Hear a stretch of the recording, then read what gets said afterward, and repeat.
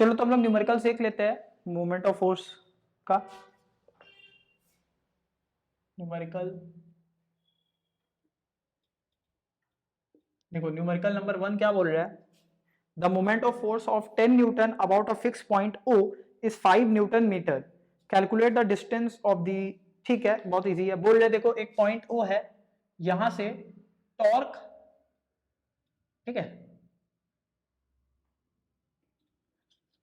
क्या बोल रहा है देखो, ये अगर एक डिस्टेंस, हाँ ठीक है, तो फोर्स हम लोग को नहीं पता है, फोर्स हम लोग को निकालना है, और डिस्टेंस हम लोग को दे दिया, सॉरी फोर्स हम लोग को दे दिया गया है, फोर्स हम लोग को दिया हुआ है 10 न्यूटन, डिस्टेंस हम लोग को नहीं दिया है, और टॉर्क हम लोग को दे दिया, टॉर्क कितना दे दिया, 10 न्यूटन, कितना दिया है, 5 न्यूटन मीटर, 5 न्यूटन मीटर। तो टॉर्क का फॉर्मूला क्या होता है, फोर्स इंटू डिस्टेंस, ठीक है, तो डाल दो 5 is equal to 10 into D, तो डी कितना आ गया 5/10, डी आ गया 0.5, कितना आ गया 0.5 मीटर, 0.5 मीटर, चेक कर लो 0.5 मीटर, ठीक है, एकदम फालतू क्वेश्चन था। देखो क्वेश्चन नंबर 3 क्या है, क्वेश्चन नंबर 3 है, a wheel of diameter 2 meter is shown in the figure with axle at O, a force is 2 Newton is applied at B direction, calculate the moment of force about the center and about the point A। देखो ये एक circle है,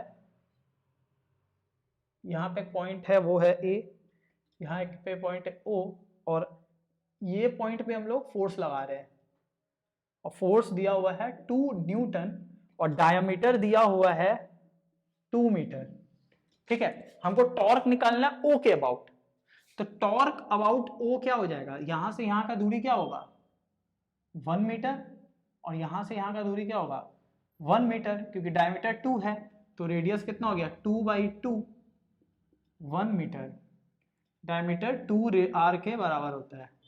तो torque eight O कितना हो गया बोलो, force into perpendicular distance, तो 2 इंटू यहां से यहां का डिस्टेंस क्या है 1, तो कितना हो गया 2 न्यूटन मीटर, और टॉर्क अबाउट ए क्या हो गया, तब अगर ए से देखना है तो हमको ये पूरा डिस्टेंस देखना होगा, क्या हो जाएगा फोर्स इंटू परपेंडिकुलर डिस्टेंस, मतलब 2 इंटू 2, ये पूरा डिस्टेंस 2 है, 4 न्यूटन मीटर, ठीक है, सिंपल। चलो क्वेश्चन नंबर 4 देखो, क्वेश्चन नंबर 4 क्या बोल रहा है, the diagram in the figure shows F1 5 Newton, F2 3 Newton, और O है 2 मीटर, OB 4 मीटर। हम लोग को मोमेंट ऑफ फोर्स, ठीक है, चलो कर लेते हैं। ये एक डायग्राम दिया है, इस तरीके से पाइवट है, ये 0 है, ये A पॉइंट है, ये B पॉइंट है, यहां से एक फोर्स नीचे की तरफ लग रहा है 5 न्यूटन, ये F1 है, यहाँ पे एक फोर्स लग रहा है F2 जो कि है 3 न्यूटन, ठीक है, ये है F2, ये दूरी दिया हुआ है 2 मीटर, और ये दूरी दिया हुआ है 4 मीटर। चलो एक एक करके करते हैं। बोल रहा है टॉर्क ड्यू टू F1, तो F1 के वजह से कितना टॉर्क है देखो, क्या हो जाएगा F1 इंटू परपेंडिकुलर डिस्टेंस, तो 5 इंटू 2, ये क्या है फलक्रम है, ये क्या है फलक्रम या पिवट, या पिवट पॉइंट, तो हम लोग हमेशा पिवट से परपेंडिकुलर डिस्टेंस देखते हैं ना, तो क्या हो जाएगा 5 इंटू 2 हो गया 10 न्यूटन मीटर।